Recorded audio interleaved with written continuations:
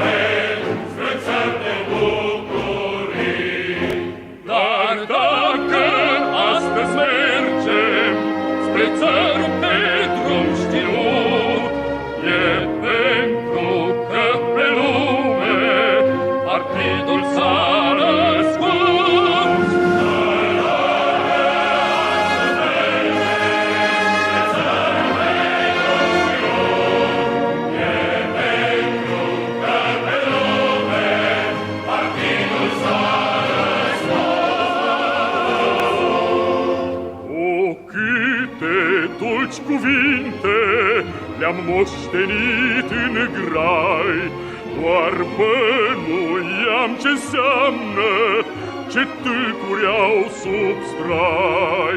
Dar dacă astăzi tâlcul de plin l-am priceput, e pentru că pe lume partidul s-a născut.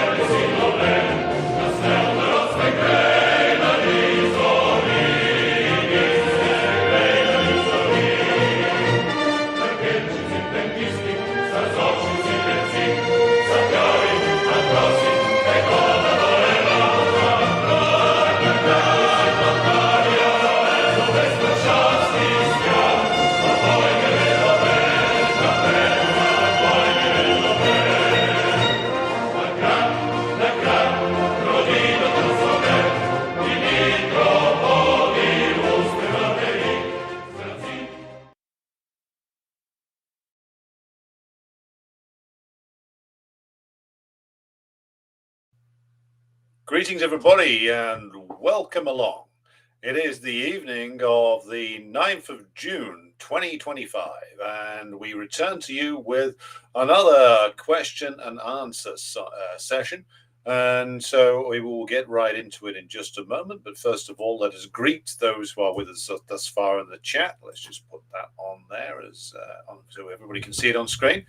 So we've got with us Slumbering Colossus, A Name. We've got Mo 1917. We have Caustic Grip. We have, let me just see if I can read the Cyrillic here, Malankaya Rossi. With us, we got Grassy Knoll, Bishi, we've got Working Prole Incorporated, Jenny, Red Menace on X, we have Svetlana Vladimirova in Moscow. We have also with us Molotov Cocktail and David Ball and Paul McCord, good evening to you, comrade. We also have Luca, who has a question for us. We'll get back to that one in just a moment. We have Comrade Daniel joining us from Somerset. We have Caustic Grip, who has also got a question for us. And we've got another question from Working Prole Incorporated. We also have Comrade Davey joining us, Chandler Devesa, and we've also got Robeson from Indonesia, Alex Oliveira in Brazil. We have Mr. Chopin joining us from Kansas. We have a genuinely multinational audience. Question from F. Alba: why do I have so many clothes on in a what's supposed to be summer? This, my friend, is summer in the west of Scotland. So there you go. This is what you get for a better sense of humor and a more, should we say, ironic appreciation of life. You have to take the rough with the smooth. And the rough is a summer which consists mostly of rain. But anybody who's grown up north of, say, Birmingham in perfidious Albion should be used to this by now. So, right, we also got joining us Chris from the city of the Salt Lake over there in Utah. Okay, so and Christopher Rogers in Southeast Wales. Okay, right.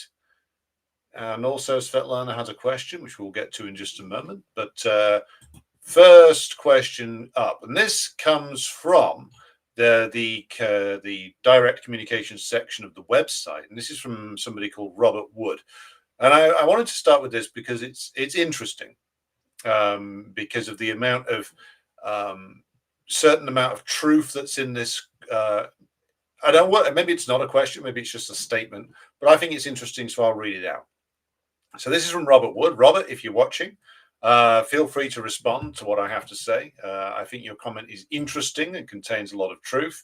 It also contains some misunderstandings. So, comment reads as follows, and this again is from Robert Wood. Quote, fascism is a useless term. Why fascism is a term? Why fascism is a term invented by the white petty bourgeoisie to attempt to explain why on earth the normal violent oppression being directed at the people of color under capitalism mysteriously and unjustly is directed at them, whitey, especially non-lumpen whitey. Consequently, the white petty bourgeois intellectuals drone on endlessly, defining or attempting to define this mysterious and sudden phenomenon of fascism.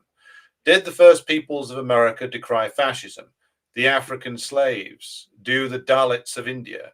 Does the black community decry fascism on the daily occurrence of their brothers and sisters being gunned down by the pigs or imprisoned by the quote-unquote justice system? No, it's just the normal thing.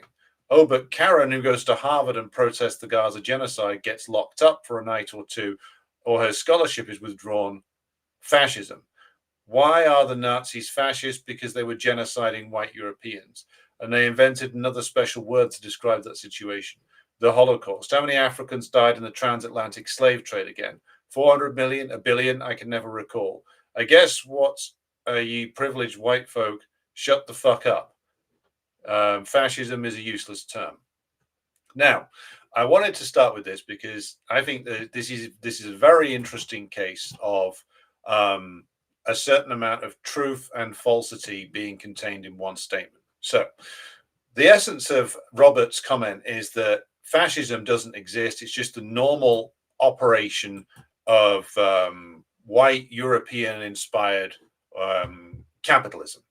And the whole thing about fascism is that it's been invented by the white petty bourgeois intellectuals to try and come up with a reason why the system essentially turned on them. Now, let's start off with what's true in Robert's statement. Now, what is true is that a lot of the ongoing horror about especially Hitlerite fascism is at least partly down to what Robert talks about here in his statement. A lot of the horror about the Nazis is that they did the things that, as Robert Wood correctly points out, had been done by the Spanish Empire, the French Empire, the German Empire, the Italian Empire, the Portuguese Empire, and the British Empire, all the way across the world for many, many centuries. The Hitlerites suddenly brought that into right back home into Germany and into wider Europe, and they started doing it not only on a massive scale, but in a much more concentrated and speeded up period of time. What do we mean by this? I mean, because it's important to get this right. The mass killings done by, say, the Spanish Empire across Central and Southern America and in the Caribbean were carried out over a number of decades and, in fact, centuries. The genocides that they engaged in were very thoroughgoing. If you look at what happened in the Caribbean islands where, for instance, Columbus first landed, yes, there was an extermination of the native population. The native population of those islands weren't black. The fact that most of the residents of those places are black or mixed race now is down to the fact of the mass importation of slave labor into those islands by the British, the French, the Dutch, and others. So there was a thoroughgoing genocide that was every bit as comprehensive as anything Hitler could have dreamed up in his wildest imaginings. But it was carried out by the Spanish, the Dutch, the British, the French, and the Portuguese, all the way across the Caribbean, later in Northern America, the USA, and the southern states of what is now the southern independent states of South America. So yes, the fascism, particularly Hitlerite fascism, did in Europe what the imperialist powers had done all the way across the world, particularly in the United States in terms of annihilation of the native population. So that bit of Robert's statement is very true. And the fact that the Hitlerites were rude enough to do it to Europeans and even to middle-class Europeans, petty bourgeois intellectuals, that also makes their crimes be highlighted far more than the more long-lasting, sustained, and comprehensive genocides carried out by the various European colonial powers. That's all true. Now, and also, where Robert is also right that the various middle-class people get arrested once and decry fascism immediately, whereas a lot of the working class and various racial minorities within that, within the working class, get harassed, locked up, arrested, beaten up all the time by the cops, and the white middle class intellectual inside the United States or elsewhere will largely ignore this harassment and sometimes murder, which happens as a matter of routine. And this, of course, points to the central usage of the cops, which is as a enforcement arm of the bourgeoisie, and their principal enemy. The principal enemy of the cops is always the working class. So, and yes, petty bourgeois intellectuals routinely misuse and abuse the term fascist a lot. I mean, it happens almost every day now. There's not an American administration that has existed since the days of Lyndon Johnson, which has not been termed fascist by the American left.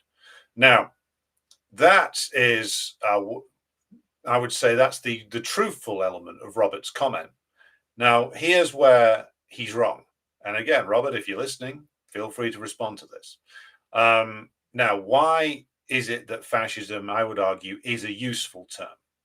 Fascism is a useful term because there are still differences between even the barbarous reign of liberalism, to drawing from Domenico Lazzardo's work in A Counter History of Liberalism and his centering of liberalism as a barbaric and murderous creed, because of course it is the philosophical expression of the power of the bourgeoisie. Now, fascism is something which needs to be treated differently, though, because it is something which comes about when the capitalist class finds itself in a completely desperate and emergency situation. They find themselves in a desperate and emergency situation when they are faced with losing power, when and particularly in the 20th century. See, in the earlier parts of capitalist development, fascism isn't necessary because they can say, for instance, in the Napoleonic Wars inside Britain, let's use that as the example. And if you want a good book on the dictatorship that existed for the period of the Napoleonic Wars in Britain, look at E.P. Thompson's The Making of the English Working Class. That's a classic account of like how repressive and brutal life in Britain was in the period of the Napoleonic War, so early 1790s through to 1815. So that's over 20 years of essentially a dictatorship with forced labor, with forced conscription, with the entire state geared for war. That's the kind of regime that was run for over 20 years inside the British Isles, back in the period where the British were going all out to crush the French Revolution, even in its more distorted form of like Napoleon's dictatorship and the French Empire. It still stood for a certain element of the French Revolution, which the British absolutely could not abide. And they couldn't let it succeed. And they couldn't let even the limited form of revolution that Napoleon stood for succeed in continental Europe. There were other concerns of the British as well, that the new French Empire would dominate continental Europe and would put constitute a big threat to British domination of the sea lanes of the world. Those were their fears too, which is why the response to it was so ferocious and why there was so much internal repression. Now, they didn't need fascism to do that then, even though they were faced with an existential threat, which is what the armies of Napoleon did constitute to the British Empire. They didn't need fascism in 1814 or earlier, precisely because the British capitalism was still in its fairly early period. It hadn't gone into the decadent and decaying period of imperialism as yet. The power of the organized proletariat had not reached the point where it could pose the kind of threat to the power of the British ruling class that the later proletariat, which was to emerge later in the 19th century, could pose. And most importantly of all, there wasn't at that stage, of course, a living example of a socialist revolution being successful in the world, as there was later with the October Revolution. For all those reasons, back in the period where they were faced with an existential threat in the form of the French Revolution, the British ruling class resorted to tyranny, but not fascism. Now, what's the difference? Fascism, as analyzed by Dimitrov and Palm Dutt, fascism requires, unlike the kind of dictatorship you would have seen in earlier periods of capitalism, it requires a mass base. It requires the mobilization of the ruined middle class who have gone through recession and bankruptcy. And it requires their mobilization as a paramilitary force against the working class. And it requires the institution of a dictatorship, but a dictatorship which at least pretends to have a mass popular base to it. And that's because fascism is capitalist extreme reaction, but filtered through a response to the effects of the October Revolution and the establishment of the world's first workers' state and the world's first dictatorship of the proletariat, or the second dictatorship of the proletariat, the first being the brief example of the Paris Commune. And so to respond to that, you can't just go about things in the normal way in a country where, for instance, you've conceded a lot of democratic reforms, which is the case in the imperialist countries, where organized labor has had to have a certain number of concessions made to it. So you need to institute a reactionary regime to restore capitalist profitability by smashing the organizations of the working class and being able to subject the working class to a higher degree of exploitation of labor. But you need to dress this up differently. You can't just have a straight up dictatorship of the capitalists and the landlords anymore.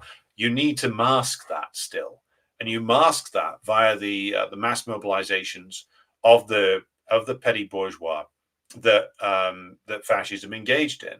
And these are very important components of fascism, because you, like Hitlerite fascism, Mussolini fascism, Francoism, these all had pretensions of a mass base, not just being a simple implementation of a military police dictatorship, but the idea was that it has this mass base. It's a mass, almost like a mass democratic movement. It relies on like mass mobilizations to demonstrate its strength.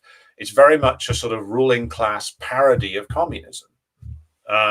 And that's important, because what fascism is looking to do is to not just implement a regime of terror, even though that's the ultimate aim, but it's a regime of terror which has a degree of mass support, which is what a terroristic regime requires in the era of bourgeois democracy, in the era of post October Revolution. It requires that popular basis to it, so much so that even the Hitlerites in Germany still had like mass referendums, rigged of course, but they had to have them. They had to have the pretense of worker representation. So you got like the German Labour Front or Mussolini's corporations. Again, these were completely dominated by the bourgeois and the state, but they had to have them to make this, to pander to organized labor, to pretend that they were representative of organized labor. And so these are all important distinctions. And it's also an important distinction when we're dealing with the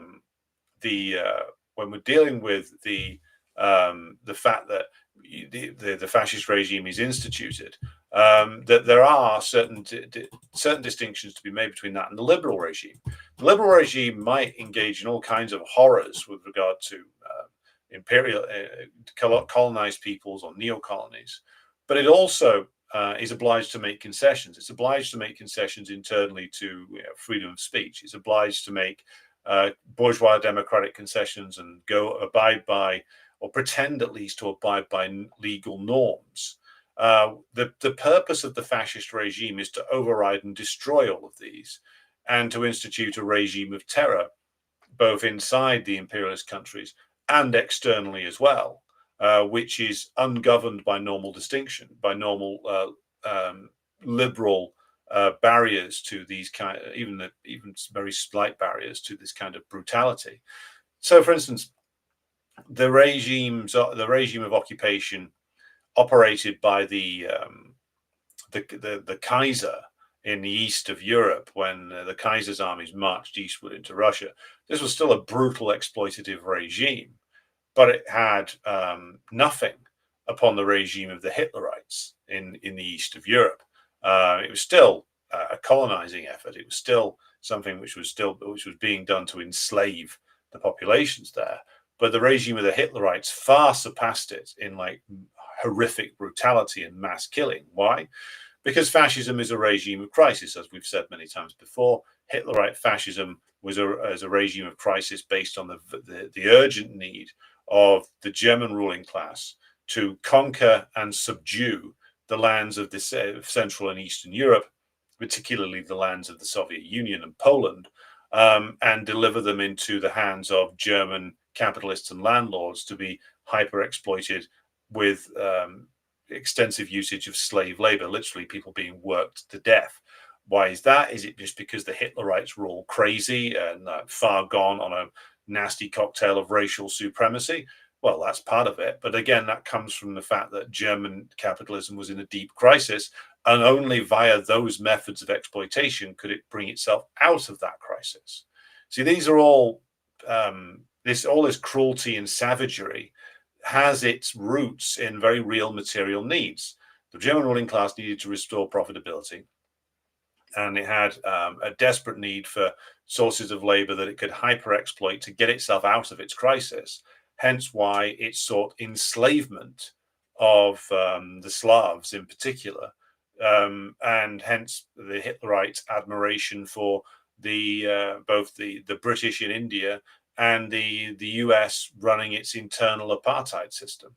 So this was all, the fascist regimes were all created to address these crises, which is why fascism, and this is where Robert is dead wrong, fascism is a useful term, because it helps us understand a system which is lurching into crisis and suddenly requires a regime of terror to try and correct its course towards self-destruction. And it's also worth looking at, worth having this term, because fascism is a specific response to the proletariat and the proletariat's level of organization in the era after the October Revolution, where everything changes.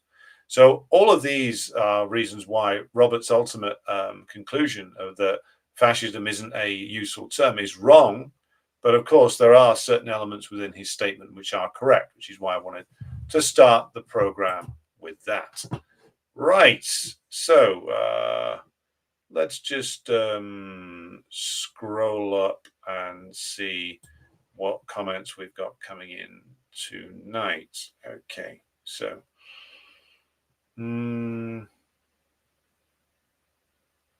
just going through here. Right. Question from Luca: what are your favorite pre-Marxist philosophies or works of literature? Well, I would be obvious and say Hegel's Logic or Philosophy of Right are compulsory reads, as is Plato's Republic, as is Aristotle's The Politics. Let me have a think. Augustine, Saint Augustine, City of God. Let me have a think. Thomas Hobbes, Leviathan. John Locke's two treatises on government. Jean-Jacques Rousseau, The Social Contract, all of which I read back at university, and these are all things very much worth reading. Currently reading Spinoza's Ethics. Got Marcus Aurelius' Meditations on the list as well. So those are a few of the sort of pre-Marxist and ancient works which I think are worth a read. Caustic Grip asks, do you think the LA riots are Trump's and Palantir's attempt to try and push through a bipartisan bill on stricter rules for protest activity and a data-driven oversight mechanism? Well, I don't know is the obvious answer. I don't know if that's Trump's dastardly scheme. I wouldn't.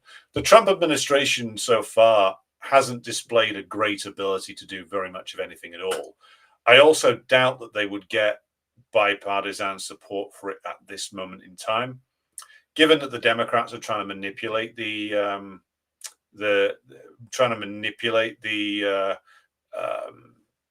situation to their own advantage. I can't see them openly collaborating with Trump at the moment.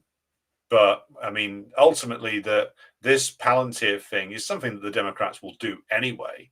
The only reason why they haven't is because, obviously Peter Thiel has gone in with Trump at the moment. But the Democrats would do this in a heartbeat. So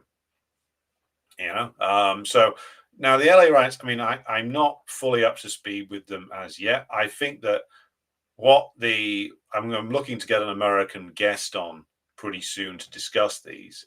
What is clear, though, is that the situation is being manipulated. Trump isn't even deporting at the same rate as Biden did at the moment. So, this is the thing with American politics. And we talked the other night about the need for to see beyond the show that is bourgeois politics. Like Obama deported more than Trump, and now Biden has deported more than Trump this time around, and yet the riots start when it's Trump.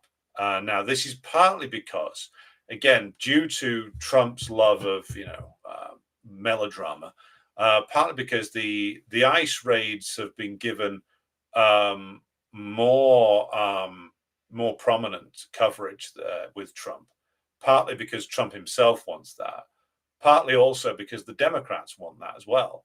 Democrats want to look as if Trump is the deporter, that he's like deporting unjustly, whereas in reality, he's doing it at a lower rate than Biden at the moment. So this is a manipulation of the situation by the Democrats. It's a very cynical usage of the situation. Now, it doesn't mean that, of course, that the riots aren't a representation of real anger and frustration among certain sections of the working class. It is. The point is, though, that there are those in the American left who are largely those who are ultra leftists turned Democrats, who see this as literally the revolution. Well, it's not, of course.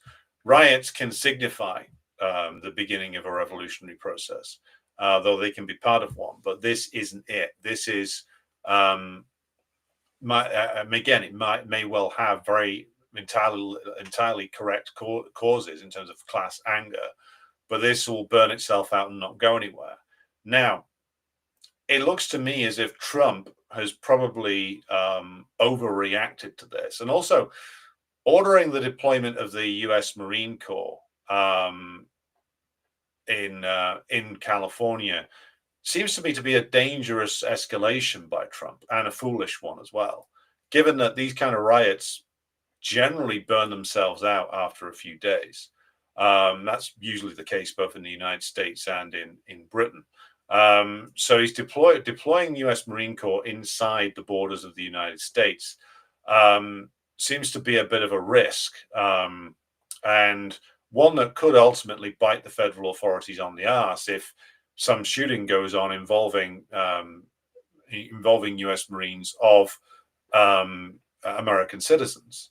So it seems to me that there are contradictions beyond the Palantir thing going on here. I mean, I am as always skeptical of claims that the US is descending towards civil war, etc.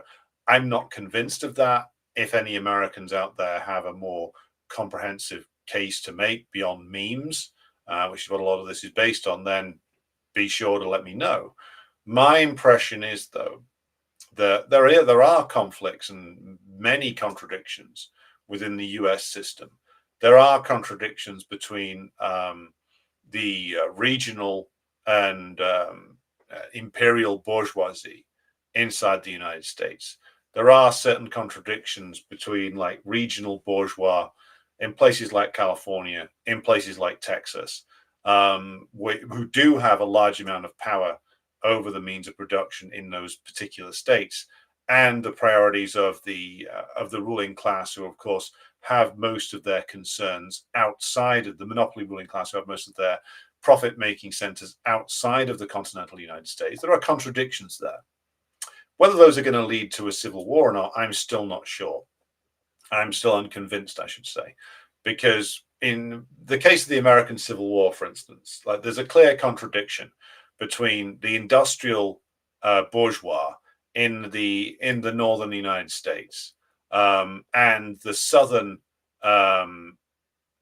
southern planter class, who are tired, who are tied by the apron strings to British imperialism, and who wanted to form like a sort of backward like plantation empire that stretched all the way down into the southern part of the Americas. So there was a clear contradiction there between the forward-looking industrial bourgeois who wanted like a more unified, independent United States, free of the influence, or freer of the influence of British imperialism, and that part of the ruling class that was still tied to British imperialism, that being the southern planter class. That's a clear contradiction, a clear antagonistic contradiction between different wings of the US ruling class, which ultimately ended in the defeat of the planter class. I don't see such a contradiction existing between the regional bourgeoisie in California, Texas, etc., and the monopoly bourgeoisie in the United States, whose focus of whose profits are derived mainly from outside of the United States. I don't see that glaring antagonistic contradiction being there. Now, if I'm wrong, and if I'm not working off up-to-date information, then Americans be sure to let me know, and I'll revisit this. But this talk of civil war, I think, is overhyped and rather silly. There's been plenty of riots in Los Angeles, going all the way back to the 1960s and the Watts riots. And all of these rights, of course, have been subject to certain political manipulations.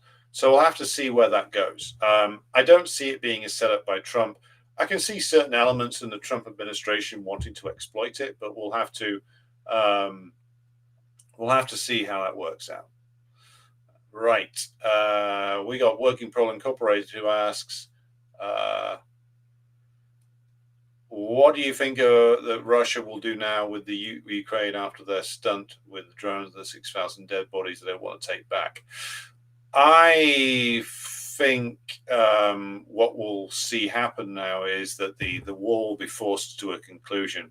And that conclusion will include the taking of Kiev, the taking of the entirety of the coast of what is now Ukraine, and also the destruction of the current Ukrainian government. That is what will happen. There's no peace to be had with the current Ukrainian regime because it's just simply a cipher. It's completely controlled by London and Washington,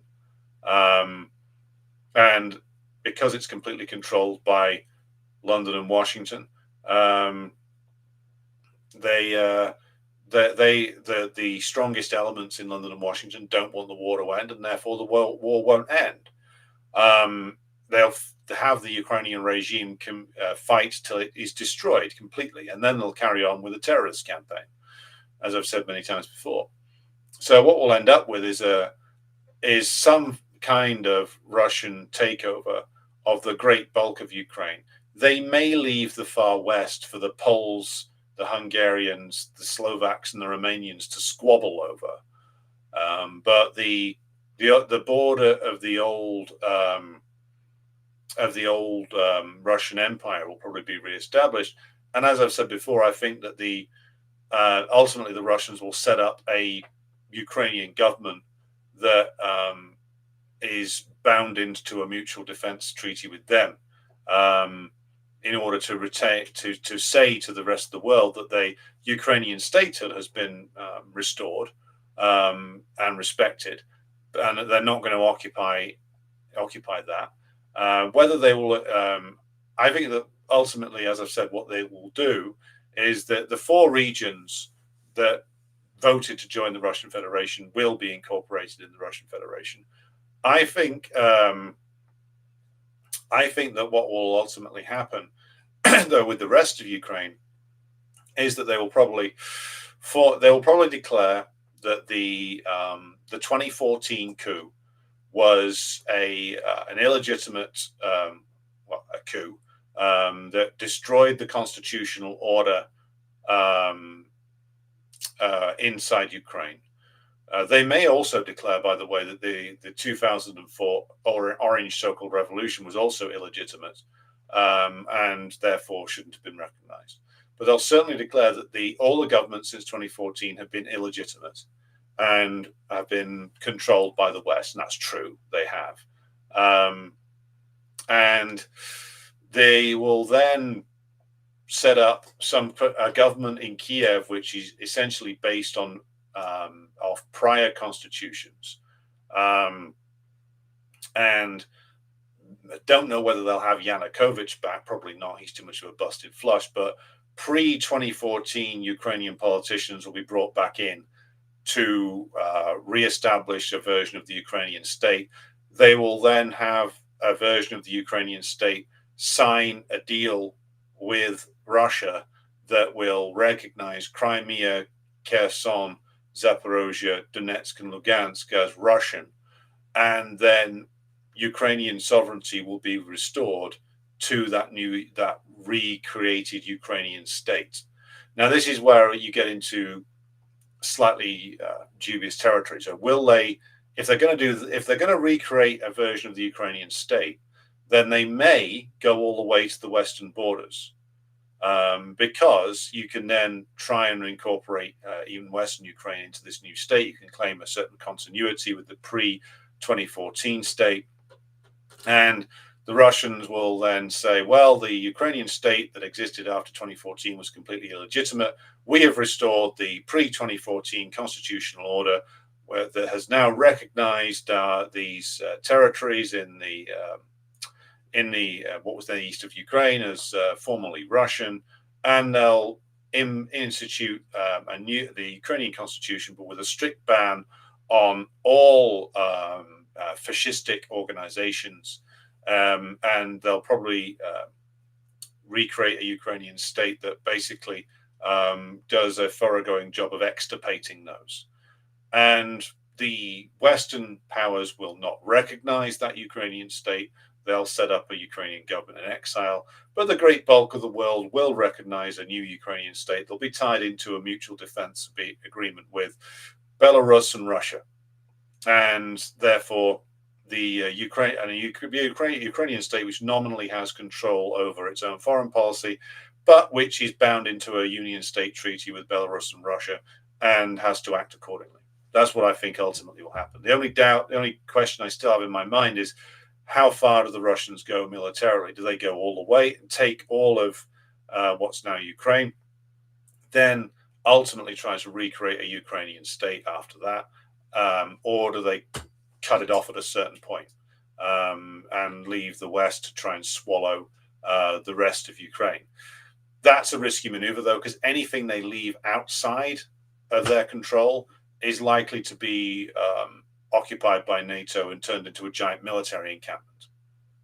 The Russians may think they're being clever by leaving some of those old Polish areas outside of their control, but anything they leave outside of their control will be immediately taken over by NATO and turned into an armed encampment. So they have some difficult choices to make, basically.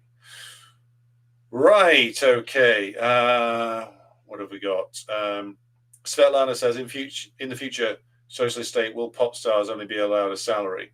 I ask because I get the impression that some left-leaning stars think they will be just as rich under socialism as they are now. Well, they won't. If you want to make a living out of music, you should be able to make a living out of music, but you won't be getting to join the bourgeoisie basically because of having a musical career. You'll be able to live off it, but you won't be living separated from the masses. If you live for the love of music, then you'll be able to make your living off selling concert tickets and selling songs and doing performances. But it won't be a ticket into a bourgeoisie, because there won't be a bourgeoisie anymore. So figure out what matters to you: making a decent living off union rates or fame and acclaim. There you go. What else we got here? Just going through.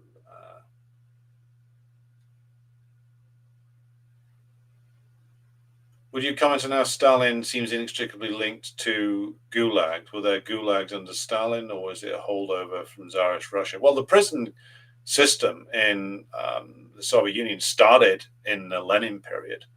But what the gulags were is something which is, again, very well covered in Lazardo's book, using anti-communist sources. So in certain of them, these were prisons that were organized by or sort of run almost democratically by the prisoners, who had access to all kinds of things like books and entertainment, who generally ran these camps or did everything but run the security for them. So this is the misconception. There's in the proletarian dictatorship, there's going to be prisons for enemies of the system, for enemies of the rule of the proletariat, for saboteurs, spies, etc., for criminals.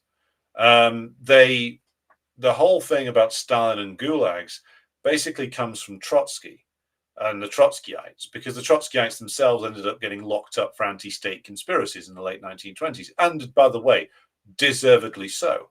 So first of all, the gulags, as they're referred to, were nothing like the garbage that's put out there about them. And secondly, after Stalin, there continued to be a prison system in the Soviet Union. So this is just mainly propaganda. But we can visit stuff like the myths of the Gulag Archipelago in the future, if you like. Paul McCord says, the same with Premier League footballers and has seen wages with tickets at extortionate prices, but ordinary people are prepared to pay to watch. Same with sport as with music, as Paul's comment implies. Like if you want to make a living as a professional footballer, you should be able to do that. But you're not going to, under socialism, you're not going to get rich off it. You'll live the life of a worker who makes his or her living via professional sport, meaning you'll be able to make a living off it. You'll be able to raise a family that way. But you won't be able to get rich off it.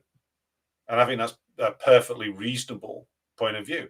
Why should somebody be able to join the bourgeoisie by ripping off other workers, which is what these football players and the owners and those other sort of layers of parasites who make their living off professional sport do? They exploit working class fans, and socialism would put an end to that.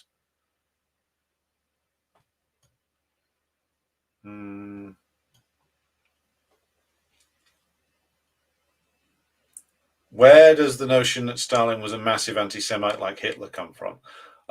Couple of things. First of all, like stuff that Trotsky and others made up. Second, Doctor's plot was alleged to be like an anti-Semitic thing on Stalin's part, which was again mainly was shit that was made up by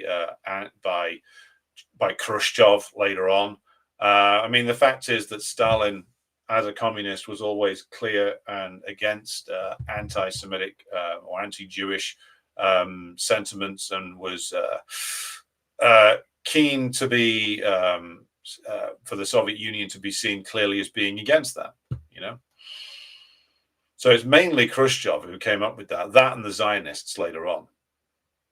Bertram says people will even receive pensions whilst in the Soviet prisons. That's true. Molotov Cocktail asks, can you make a video going through terms such as dialectical materialism, superstructure based on proletariat, etc.? Maybe a few short clips. Well, that'd be interesting to do. I'll have a think about that.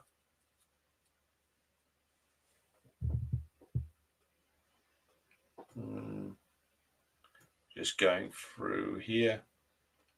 Were the Maoists correct in condemning the Soviet Union for social imperialism? No, they were incorrect. Social imperialism, this is a question from Chandler. If you read like their definitions of it, it's a very, very flimsy theory, and it was ultra left nonsense, which led to the Chinese collaborating with U.S. imperialism on the grounds that U.S. imperialism was a lesser evil than Soviet social imperialism, which is a complete joke of a position. And that wasn't Deng Xiaoping that invented that. That was Cultural Revolution era China, the Chinese leadership that came up with that. So complete nonsense, and a dangerous nonsense as well. Yes, the Chinese were largely correct in their analysis of the Khrushchevite revisionists and their treachery, but they went way too far with it in coming up with the doctrine of social imperialism. Hello to Comrade Marius and to Yu Wan.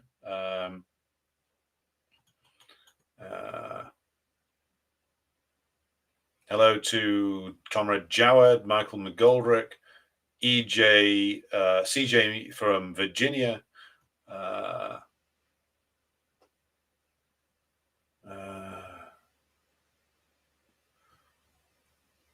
Volodia P from occupied France. Let's go through here. Maria says Chris Hedges has screamed that Auschwitz is about to open for 20 years. He's been saying that for probably longer, probably 30 years. Abolish NATO asks, how would you compare Trotskyites like Hudson, who are anti-imperialist, to the ones who are pro-imperialist, who say neither Washington nor Moscow? I would say that, like, some of the Trotskyites, I mean, Hudson is an interesting one because, like, his origins are as a Trotskyite. He remains an anti-Leninist to this day. He's very critical of U.S. imperialism as it stands. But, like, his analysis of U.S. imperialism, I think he's flawed. Most of the Trotskyites, though, are, like, quite simply pro-imperialists, but dressed up in left clothing.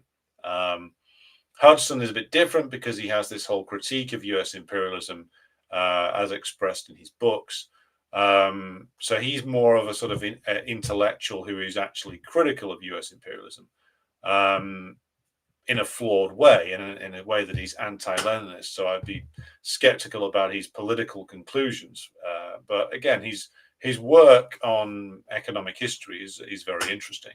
Now, most of the trots are just quite simply still to this day doing the neither Washington nor Moscow nor Beijing thing, which effectively means Washington every single time, and they've always been like that.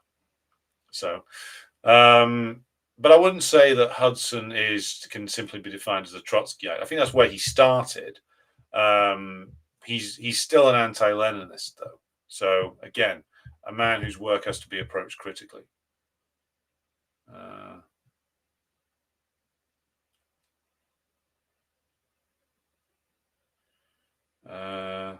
Maria says Hudson is one of the few Trotskyists who actually takes Lenin seriously in that US and European imperialism is always the main enemy. Ernest Mandel was also like that. To an extent, I mean, Mandel was all over the place on a number of issues and remained anti-Marxist Leninist throughout most of his career. But he was Mandel was one of the few who did consistently interesting work on the economics of the imperialists. His analysis of the Soviet Union was more interesting than many of the Trotskyites, but again was politically absolutely all over the place, as is Hudson, by the way.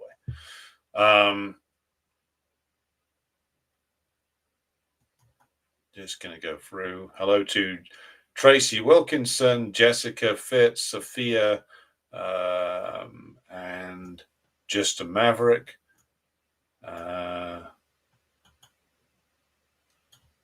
Right. Going through some more questions here.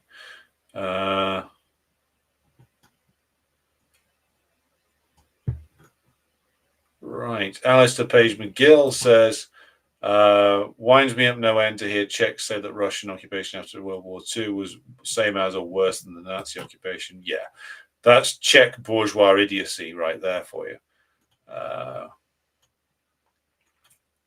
Hello to Jason R. from Las Vegas, Nevada, USA. Regarding favorite books, one of my thoughts on Machiavelli's The Prince. Been years since I've read it, so I would need to go back and read it again. I remember enjoying it very much the first time, and of course, Gramsci's The Modern Prince is very much worth reading as a sort of companion piece to it. What do I think of the PRCF? Well, they're in the same international organization as us, the anti-imperialist platform. Now, as to their analysis of France, I'd need to go back and read it again. So I'll, to answer Volodya's question, I will put that on the list of things for me to read this week. Marius says 79% deported by ICE under Biden had criminal records, while only 50% deported by Trump do, meaning it's more arbitrary and the community feels broadly under attack. Interesting point. So in actual fact, Trump is actually using these more as a political tool to galvanize his own support. Biden was actually more effective and more ruthless a deporter than Trump.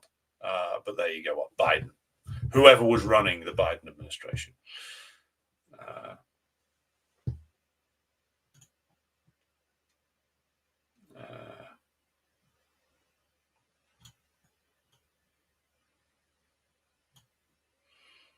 But Marius says on the riots, I think it's a combination of genuine Democrats, genuine grassroots pushback to ICE overreach and Democrats astroturfing. Interesting. Right.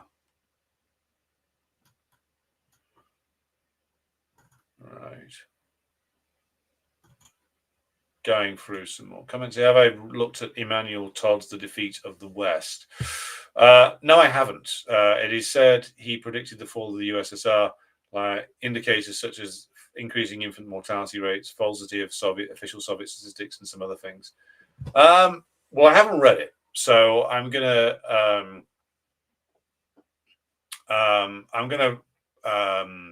hold fire on that.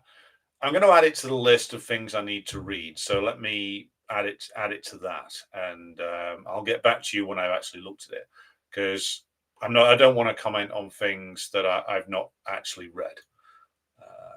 Alistair Page McGill says the grey zone is great, but they still talk about Ukraine like it has some autonomy and agency.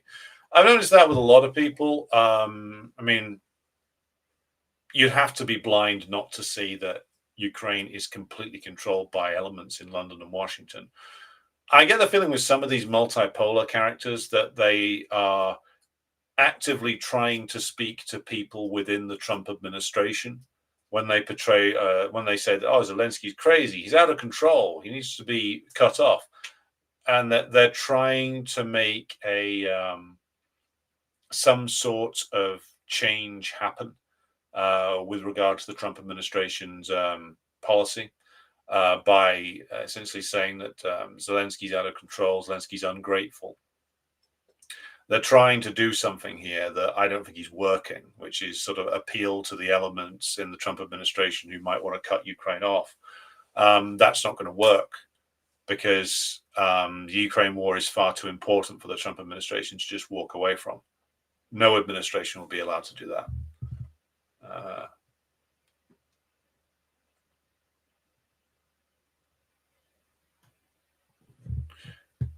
Marius says the conspiracy to murder Lincoln began in Canada in a Montreal hotel. John Wilkes Booth died with Canadian currency on his person. British war against US Republicans never ended. The US Republic never ended. That's interesting, and I think that that's something which should probably be explored further. Yeah, we definitely need to explore that further. The British made quite a serious attempt to destroy the American Republic via the Civil War. And ultimately they failed, which is, after that they started switching to trying to get the US to do the heavy lifting for them in their imperial possessions. Hence the poem White Man's Burden.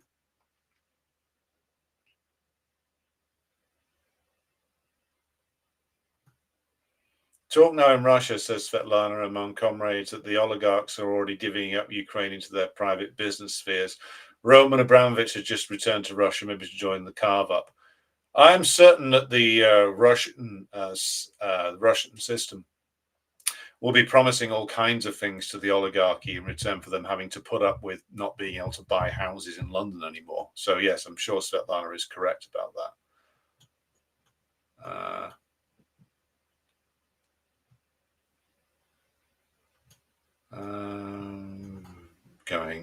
Moving through the comments here. Hello to David on the wrong side of the Pennines. Hello to Y6Y66 from Kick. Caustic Grip says, the longer that I live, the more I realize that Hedges is a complete idiot. So, sorry, complete dolt. Yes, he is. What is my opinion on the short and the People's Republic of Bulgaria? Only you guys and the ACP mentioned Dimitrov from any Western communists I've watched. I'd need to do a full dive on it, but like the Bulgarian People's Republic, or the socialism in Bulgaria, achieved certain things like all the people's democracies did, and had a large number of problems which couldn't ultimately be resolved. But I think that what I'll have to do is go into a deeper dive on that to do justice to it. So I'm going to add that to the list. Do I buy this China equals capitalism business? I think that it's not strictly true that China is a purely capitalist economy. They're certainly running a market economy, but it's a market economy run by the People's Republic of China, run by the Communist Party of China, with certain key levers in the hands of the state. which make it a little bit different to a conventional capitalist country, because it's not a conventional capitalist country. The Communist Party is trying to run a sort of mixed market model. I would encourage everybody to read Harpal Brah's Socialism with Chinese Characteristics for a fuller analysis of all this. Right. Edward asks, how did the CPSU go from 1936 to 40 successfully combating revisionism and outright treason, to 53 to 56 dismantling the dictatorship of the proletariat is mind-blowing? Well, I think we can spend all night talking about that, Edward, but I think that one of the key things to bear in mind is the devastating impact of World War II and the loss of so many good communists in that period of time, that's part of the reason why the fight against revisionism stopped. And also the damage done in World War II and the need to rebuild from it.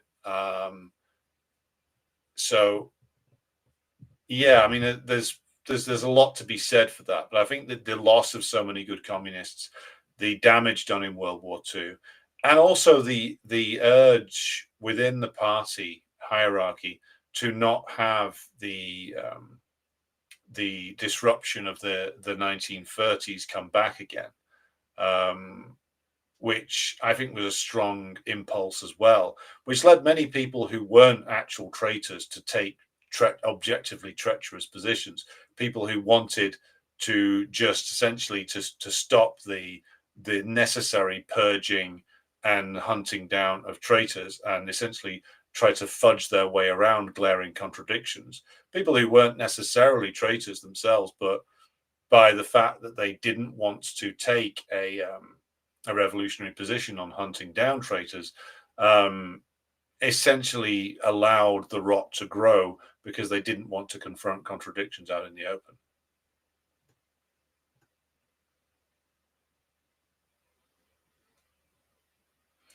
Tux Alonso says Trump has also started a campaign to have very public and documented ICE raids on working areas before arrests were done at home in traffic stops. So Trump has basically done what he always does as a very crude reactionary, which is that he's brought out into the open what the likes of Biden and Obama were doing behind closed doors, because he's pandering to a certain element of his base which wants to see this sort of crude exercise of state power. And that has produced a response, as we have seen. Agricola says the deployment of Marines is actually a kind of paradigm shift. Fascist rule in the US. Well, let's see when another 2007 to 8 happens and cuts on Medicare, etc.